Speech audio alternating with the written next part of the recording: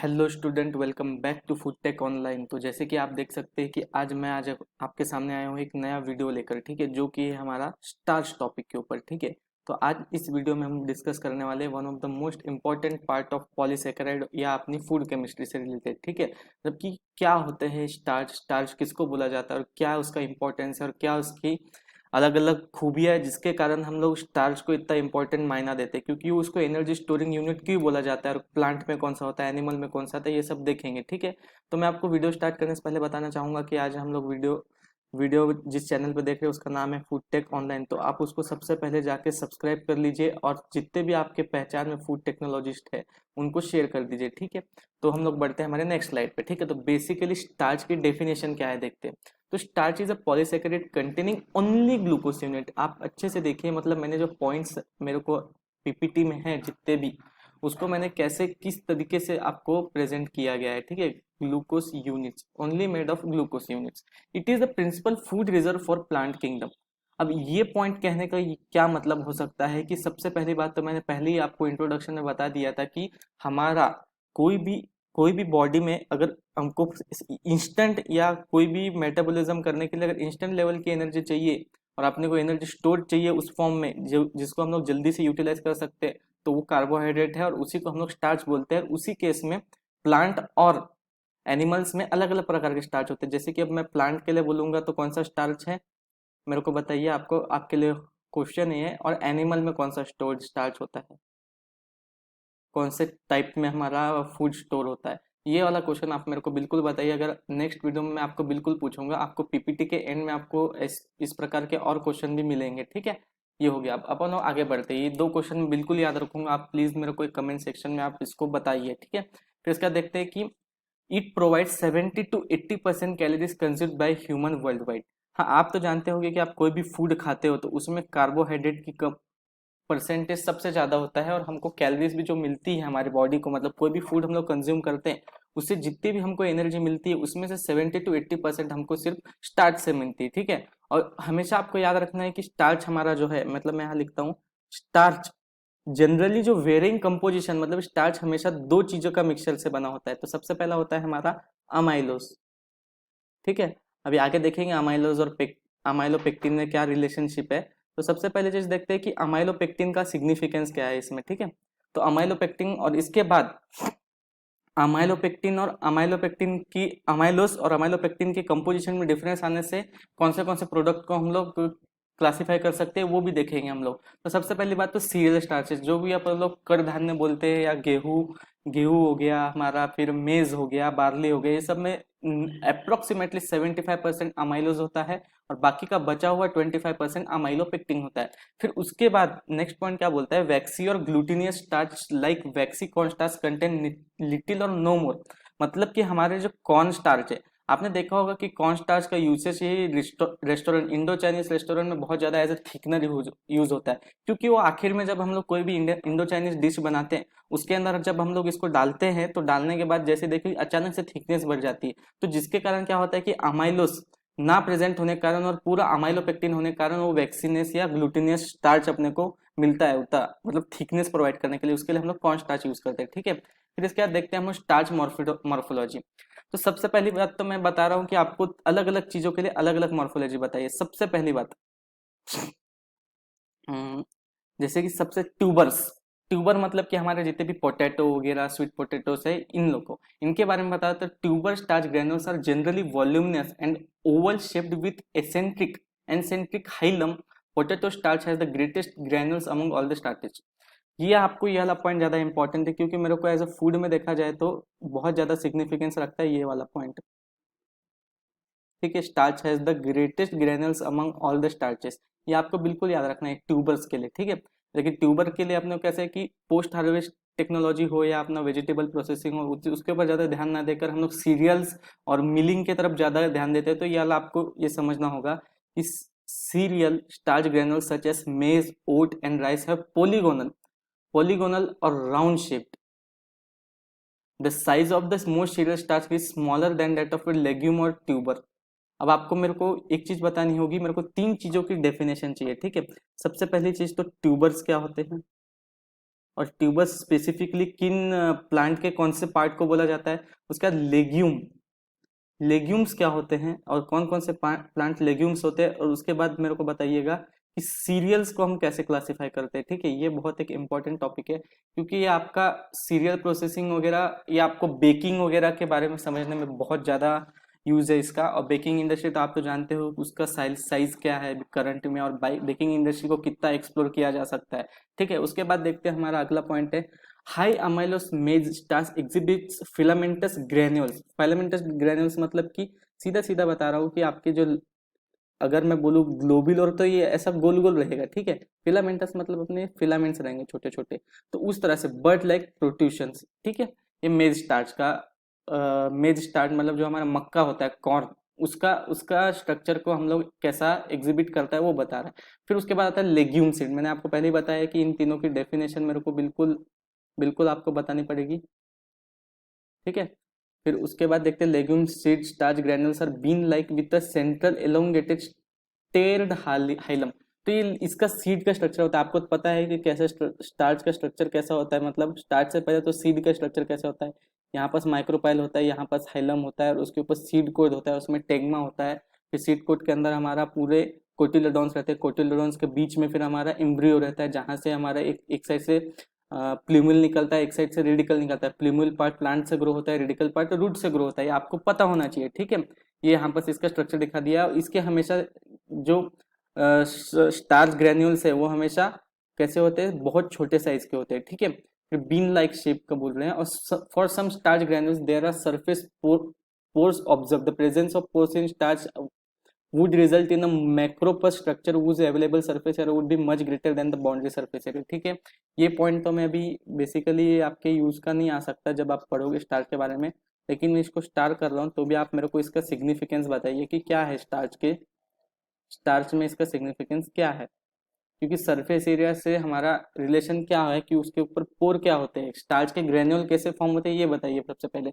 इसमें मतलब हमको मॉर्फोलॉजी पता चलेगी कि सीड्स में हमारे स्टार्च कैसे एग्जिस्ट करते हैं और कैसे प्रेजेंट होते हैं और कहाँ कहाँ प्रेजेंट होते हैं और उनका स्ट्रक्चर कैसे होता है। ठीक है, तो सीरियल, लेग्यूम और ट्यूबर्स में हमने देख लिया है। अब नेक्स्ट देखते हैं स्टार्च का स्ट्रक्चर। ठीक है, मैंने आपको पहले ही क्लियर कर दिया था कि स्टार्च जो है हमारा, स्टार्च वो होता है हमारा अमाइलोस, अमाइलोस प्लस अमाइलोपेक्टिन। ठीक है, स्टार्च जो है हमारा एमाइलोस प्लस अमाइलोपेक्टिन। ठीक है, अब देखो, अब यहाँ पास क्या है कि 1,4 लिंकेज और इधर 1,6 लिंकेज के बारे में बताया गया है। ठीक है, तो इसमें क्या है कि हमको पता होना चाहिए कि अमाइलोस का स्ट्रक्चर कैसा है और अमाइलोपेक्टिन का स्ट्रक्चर कैसा है, वो आपको पता चलेगा। ठीक है, तो क्या होता है कि कभी भी ना अल्फा 1,4 लिंकेज आया ना, तो हमेशा समझना कि हमारी जो चेन रहेगी या तो सीधी रहेगी या थोड़ी थोड़ी ब्रांच रहेगी। लेकिन अगर 1,6 लिंकेज आ गया ये ऐसे, क्योंकि ये चेन ऐसे आगे बढ़ी 1,6 लिंकेज से, ये वाली चेन ऐसे आगे बढ़ी 1,6 लिंकेज 1,4 लिंकेज से, सॉरी। जैसे ही अब हमारी ये देखो यहाँ पर इस जो स्ट्रेट लाइन बनी है ये 1,4 लिंकेज से बनी हुई है। 1 सेकेंड,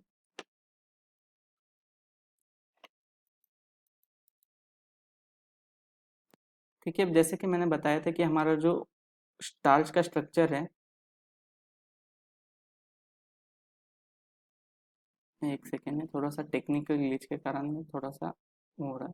तो स्टार्च का जो स्ट्रक्चर है, जब 1,4 लिंकेज आता है कोई भी दो दो मोनोसेकेराइड के बीच, तो हमारी चेन सीधी चलती है, लेकिन बीच में जैसे ही 1,6 लिंकेज आ जाता है ना, तो ब्रांचिंग हो जाती है। ठीक है, तो यही हमको दिखाया गया है कि सबसे पहले जो अमाइलोस है, तो अमाइलोस का स्ट्रक्चर तो सीधा सीधा है, थोड़े थोड़े ब्रांचिंग से, मतलब 1000 में एक ब्रांच है। ठीक है, और इसका मॉलिक्यूलर वेट कितना है, 10⁵ टू 10⁶ डेल्टन। ठीक है, डेल्टन इसकी यूनिट है। ठीक है, फिर इसके बाद जैसे ही अमाइलोपेक्टिन में आते हैं ना, हमारे पास जो एक 25 में से एक जो लिंकेज है वो हमारा 1,6 लिंकेज, जैसे कि ये 1,4 लिंकेज चल रहा है, फिर यहाँ पास 1,6 आ गया, फिर यहाँ से चेन चल रही है, फिर यहाँ से 1,6 आ गया, फिर इधर कट गया, ब्रांचिंग हो गया, फिर इधर ब्रांचिंग हो गया। तो ब्रांच पॉइंट होने के कारण यहाँ पास 1,6 लिंकेज के कारण ब्रांचिंग बहुत ज्यादा होती है, और ये हमको बहुत सारी तरीके की प्रॉपर्टीज में हमको बहुत ज्यादा अफेक्ट करती है। ठीक है, अब इसके बाद हम लोग देखते हैं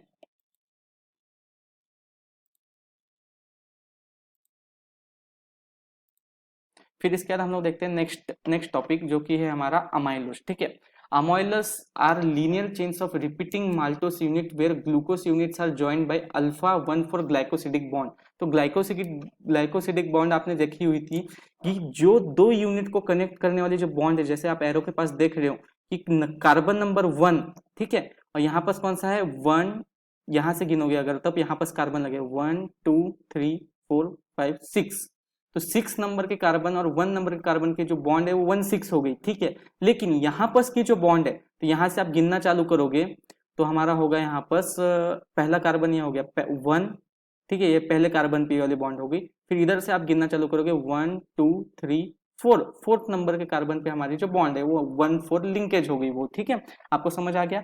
तो हम लोग बढ़ते हैं अमाइलोस। तो अल्फा 1,4 ग्लाइकोसिडिक लिंकेज से जुड़ी रहेंगी, क्योंकि ये जो लीनियर चेन है जो माल्टोस यूनिट से जुड़ी होती है। माल्टोस यूनिट कौन सा होता है, जो ग्लूकोज प्लस ग्लूकोज का डाइसैकेराइड होता है। ठीक है, ये हो गया। These are not truly soluble in water but form hydrated micelles. तो माइसेल्स क्या होते हैं आपको तो पता होगा, मैं एक बार ड्रॉ करके दिखा देता हूँ। अभी थोड़ा सा टेक्निकल ग्लिच होने के कारण ये अच्छे से दिखाते नहीं बना। माइसेल्स क्या होता है कि जो भी हमारा हाइड्रोफोबिक पार्ट है ना, वो सेंटर की तरफ चले जाता है उसमें। ठीक है, और जो हाइड्रोफिलिक पार्ट है, जो वाटर लविंग पार्ट है, मतलब हाइड्रो 1 सेकेंड,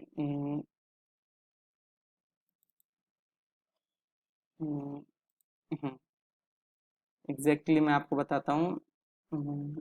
ठीक है, जो हमारा एक तरह से मैं आपको नॉर्मली बता देता हूँ कि जो वाटर सोल्यूबल पार्ट है वो ऊपर के साइड रहता है, और जो वाटर इनसॉल्युबल पार्ट है वो अंडर साइड के, वो माइसेल्स बनाते हैं। ठीक है, मतलब कि पूरी तरह तो सॉल्युबलाइज नहीं होते ये अमाइलोस जो रहते हैं। Commercially available high amylose corn starches have amylose content in two ranges 52% और 70 to 75%। तो हमको जो अमाइलोस कंटेंट ज्यादा रहने वाला जो कॉर्न स्टार्च मिलता है अवेलेबल मार्केट में, तो दो पार्ट में होता है, जिसमें 52% अमाइलोज होता है, दूसरा होता है 70 to 75% अमाइलोज। ठीक है, ये उसके बाद जो मेन पॉइंट है जो आपको हाईलाइट करना चाहिए मेरे को लगता है, ये आपका ये वाला पॉइंट है। ठीक है, the blue colour produce by iodine with starch is due to the twisted helical coil of amylose micelles. ठीक है, अब ये इसका मीनिंग क्या है, आप जब भी आप देखोगे ना कोई भी डेयरी प्रोडक्ट रहा, तो उसकी जब अडल्ट्रेशन चेक करनी होती कि हमको कोई से स्टार्च से उसको अडल्ट्रेट तो नहीं किया गया है उस मिल्क को, तो उसके लिए हम लोग आयोडीन टेस्ट करते हैं। तो उस समय जो ब्लू कलर आता है ना, वो तो हेलिकल कॉइल जो अमाइलोज माइसेल्स बनाते हैं उसी की वजह से ब्लू आता है। ठीक है, ये आपको समझ आ गया। फिर singly most unbranch chains with 50 to 20,000 of glucose unit are source dependent on the source. मतलब इसमें हम बोल रहे हैं कि ग्लूकोज के कितने यूनिट रिपीट हो सकते हैं हमारे इसमें, तो 500 to 20,000 यूनिट्स। ठीक है, और उसके बाद मैं बता रहा हूँ form an extended shape hydrodynamic radius of 7 to 22 nanometre but tends to wind up into rather stiff left-handed single helix और form even stiffer parallel left-handed double helical junction shape। अब इसमें क्या बताया कि अमाइलोस जो है ना, हमेशा जो इसका शेप है वाटर में बना हो या हम लोग जब उसको पाउडर फॉर्म में रखते हैं तो उसका जो रेडियस है, जब उसका एक्सटेंडेड शेप बनता है तो उसका 7 to 22 नैनोमीटर का बनता है। फिर उसके बाद hydrogen bonding between align chains causes retrogradation and release of some bound water. उसके बाद सिनस है। अब आपने रेट्रोग्रेडेशन का फिनोमेना क्या होता है, जब भी आप देखे होगे कि एक बार आप क्या करो, राइस को पका लो, फिर पका लेने के बाद जब उसका राइस बन जाता है और उसको थोड़ा सा इन्वायरमेंट के लिए बाहर रख दो। ठीक है, क्या होता है उसके अंदर जो स्टार्च है ना, उसमें ऑक्सीजन, ये जो ऑक्सीजन है ये दूसरे हाइड्रोजन के साथ हाइड्रोजन बॉन्डिंग कर लेता है, क्योंकि जो वाटर के मॉलिक्यूल्स के साथ जो हाइड्रोजन बॉन्डिंग है और इनके खुद के मॉलिक्यूल्स के साथ जो हाइड्रोजन बॉन्डिंग है वो इंटरमॉलिक्यूलर और इंट्रामॉलिक्यूलर हाइड्रोजन बॉन्डिंग का केस बन जाता है, जिसके कारण ये वाली हाइड्रोजन बॉन्डिंग स्ट्रांग हो जाती है और बाकी जो पकड़ा हुआ वाटर रहता है वो छोड़ देता है, जिसका हमारा राइस जो है ना, जो थोड़ी देर रख देते हैं ना तो सूख के फिर से कड़क हो जाता है, इसको बोलते हैं रेट्रोग्रेडेशन। ठीक है, single helix amylose behave similarly to cyclodextrins. ठीक है, ये आपको कोई पॉइंट इतना ज्यादा इंपॉर्टेंट नहीं है, लेकिन ठीक है आप समझ सकते हैं। इसके बाद आता है हमारा amylopectin. Amylopectin branch chain both alpha 1,4 glycosidic linkage and 1,6 linkage bond. ठीक है, अब इसमें क्या है कि हमारा सबसे बड़ा चीज क्या है, मैंने आपको पहले ही डायग्राम में बता दिया था कि जब हमारे ये ब्रांचिंग ज्यादा रहती है तो ये अमाइलोपेक्टिन रहता है। ठीक है, तो ये आपको समझ आ गया बेसिकली। फिर इसमें और 2-3 चीजें बोली है कि branch polymer that is much larger than found by random तो branching is determined by branching enzymes that live in chain up to 30 glucose residue. मतलब हमको ब्रांचिंग पता करनी होगी कितने मॉलिक्यूल्स के बाद है, तो हमको क्या करना है कि ऐसा एंजाइम डालना है जहां पर हाइड्रोलिसिस ऐसी जगह करे कि आखिर में हमको 30 ग्लूकोज रेसिड्यूज मिले, ठीक है। और इसका जो मॉलिकुलर मास है 109 डाल्टन के पास आसपास रहता है, ठीक है। उसके बाद हमारे पास अमाइलोपेक्टिन के मिलियंस ऑफ रेसिड्यूज रहेंगे, उसमें 5 to 6% है जो है हमारे पास ब्रांच पॉइंट मिलेंगे, ठीक है। मैंने पहले बता 25 में से एक ब्रांच चेन मिलेगा, ठीक है हमको। उसके बाद उसका स्ट्रक्चर तो इतना कुछ नहीं है, A B C चेन होते हैं जो कि इतना डीप नहीं पढ़ सकते। ये बहुत इंपॉर्टेंट है, ये आप इसका आप एक बार स्क्रीनशॉट ले लीजिए, आपको समझ आ जाएगा कि अमाइलोस और अमाइलोपेक्टिन में क्या डिफरेंस है, ठीक है।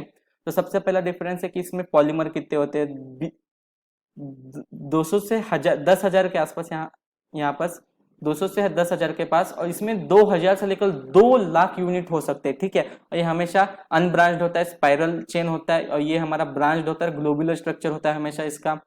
फिर उसके बाद ब्रांचिंग हमारे 24 से 30 के ग्लूकोज यूनिट के बाद होती है।